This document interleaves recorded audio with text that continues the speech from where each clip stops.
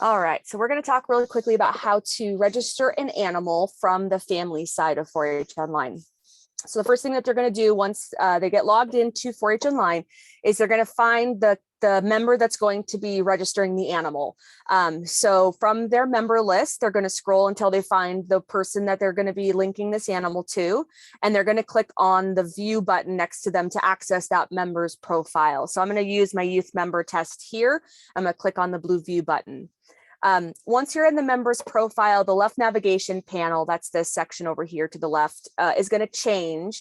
And now you can see that we have a lot more options, one of which on this is animals. So we're going to go ahead and click on animals, and that's going to take us to the animal section.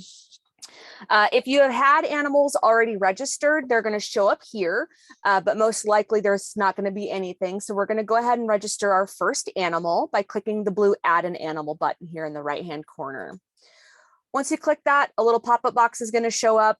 If you had had animals previously registered in a previous 4-H year, they're going to show up here on the right, and you can reactivate them. Animals do need to be reactivated every year if they're persistent animals. So horses, dogs, cats, those kinds of animals.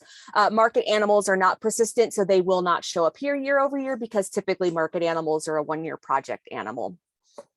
So we're going to go ahead and click add a new animal, and that's going to give us the option to add our first one. From the animal type dropdown, we're going to select our animal type. In this instance, I'm going to go ahead and select horses. And then the identifier, which is that second one, is a required field. So in this instance, it's going to be name. So my horse's name is going to be Skippy. And then I'm going to go ahead and click this blue continue button. The next thing that pops up is some questions that are going to be asked of you. So go ahead and click show questions. The animal name automatically populates from what you put before. If it's incorrect, obviously you can go here and fix it. Any of the fields with the red required next to them are a required field and do need to be filled out before you can continue forward. Any of the other ones that are not marked as required are optional. Counties have different requirements of what they do and do not require. So please make sure when you are registering your animal, you're going off of your county-based requirements for the animal certificate. If they require beginning weight, you need to make sure you put that in, even though it's not a required field. For this instance, I'm going to go ahead and skip it just because it's not a requirement. For birthday, you can go ahead and click the little calendar icon over here, or you can just type in the numbers if you want. I'm just going to go ahead and put January 1st, 2000. Breed, we're going to put quarter horse. Colors and markings, we're going to put brown with white blaze. You know, obviously fill in the information for your animal. You can put in the dam name if you have it. Be mindful of these little small numbers down here. We had to repurpose some fields for other fields. So we've got back number actually listed here under license number and registration number. It depends on what your county prefers. So just go off of what the county requirements are. But if you have a permanent back number in your county, you can go ahead and put that information in here. If you've owned or leased your animal, you can fill that out as well. And then at the bottom, the only other required field is animal gender. So we're going to go ahead and put that there. Mike, I'll get to you in just one moment, okay? So fill out the animal information as it is required by your county or by the program here, and then go ahead and click next.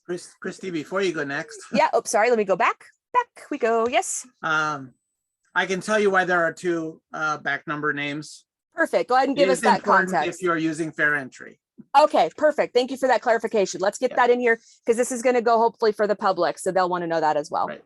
The license number we've used in the past, but it didn't cross over into fair entry the way we wanted it to. Okay.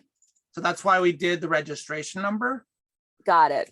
The registration number, if you put the back number in that, when you do sorts, actually it's breaks in fair entry, that will come in. So you can, got it. And your reports will be able to use registration number as the back number.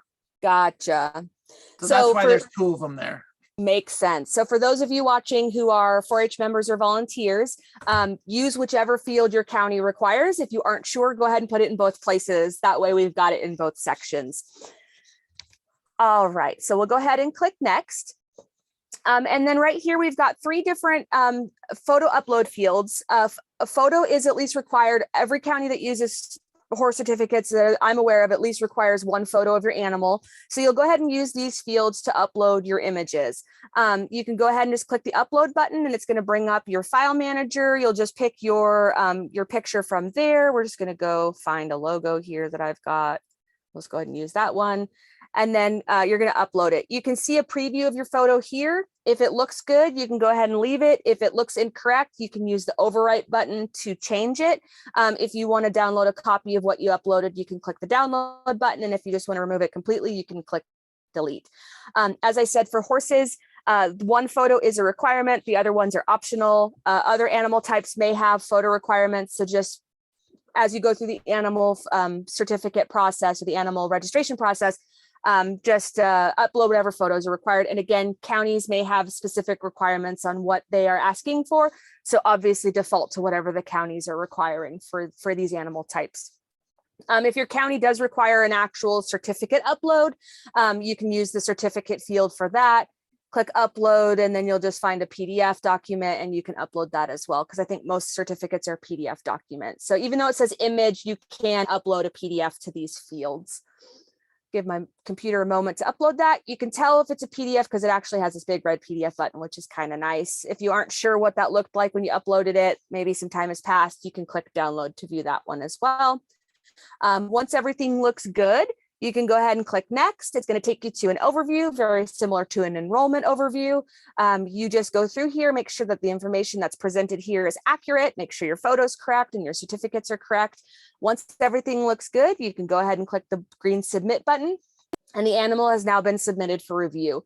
Just like your enrollment, the animal's enrollments will go into a review process and the county managers will go through and review that animal and then approve it or send it back if there's anything that needs to be adjusted. So if you have other animals that you need to register as well, you can click on animals again. You can now see that Skippy has been listed here. You can click on it to view that information again if you want to go over and review that. You can also click the blue add animal button to begin adding additional animal types.